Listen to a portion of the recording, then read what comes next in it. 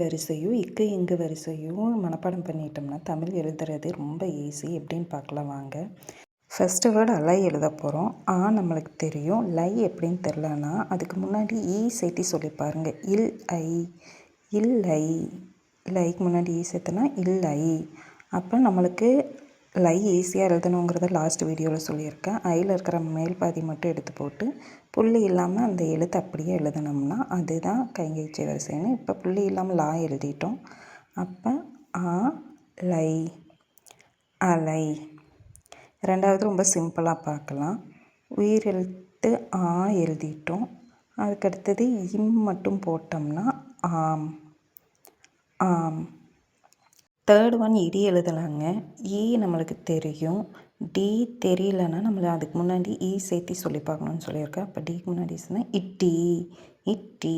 அப்போ ஈயில் சுழிச்சிட்ருக்கோம் இல்லையா, அதை அப்படியே எடுத்து டா போட்டு சுழிச்சு விட்டிங்கன்னா அதுதான் டி. டி. ஃபோர்த்து ஒன் ஈசல்.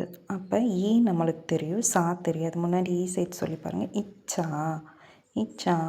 அப்போ வரிசை வந்துச்சுன்னா வர லெட்டரை அப்படியே புள்ளி இல்லாமல் எழுதிட்டிங்கன்னா அதுதான் சா வரிசை. ஈசா ஈசல்.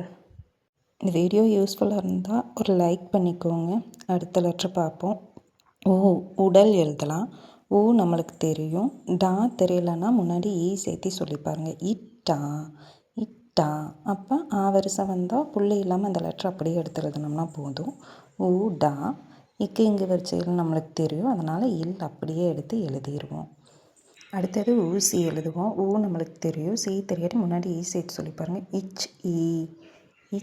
இ அப்படிங்கும்போது அந்த சா அப்படியே எடுத்து எழுதிடுங்க புள்ளி இல்லாமல்.